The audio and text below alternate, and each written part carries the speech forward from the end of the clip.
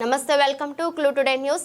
కల్వకుర్తి పట్టణంలోని ఇందిరానగర్ గృహజ్యోతి పథకం అమలు కాని వారి అప్లై చేసుకున్న రాని వారికి ప్రభుత్వం మరొక అవకాశం ఇచ్చిందని, అందులో భాగంగా ఈరోజు కల్వకుర్తి కరెంటు ఏఈ శ్రీనివాసులు తన తోటి సిబ్బందితో ఈరోజు ఇందిరానగర్ కాలనీ 21వ వార్డులో రావడం జరిగింది.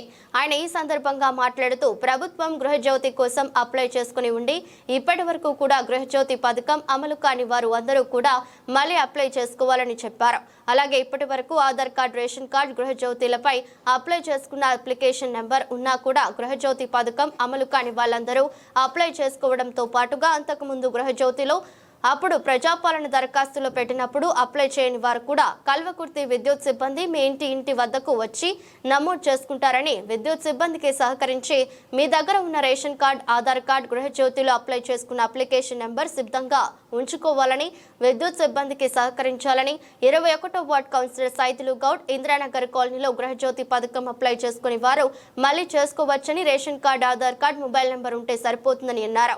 ఈ కార్యక్రమంలో current AE R Seenu, JAO Rajeshwar Reddy, line inspector Ramulayya, junior assistant Swathi Ravi, Haji Baba, Indiranagar colony వాసులు తదితరులు పాల్గొన్నారు. ఈరోజు ప్రభుత్వము మనకు గృహజ్యోతి కోసం అప్లై చేసి ఉండి వారు ఇప్పటి వరకు ఎలిజిబుల్ కాని వారందరూ కూడా మళ్ళీ అప్లై చేసుకోమని చెప్పారు.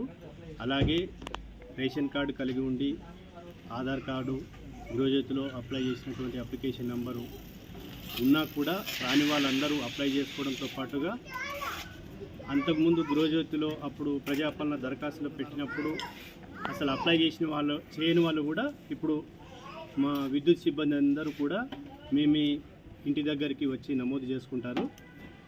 విద్యుత్ వినియోగదారులందరూ కూడా మీ దగ్గర ఉన్నటువంటి రేషన్ కార్డు, ఆధార్ కార్డు, గృహజ్యోతిలో అప్లై చేసినటువంటి అప్లికేషన్ నెంబర్ అన్నీ కూడా తీసుకొని వచ్చేసి మా సిబ్బందికి సహకరించినట్లయితే వారి యొక్క వివరాలు నమోదు చేసి ప్రభుత్వానికి నివేదించడం జరుగుతుంది.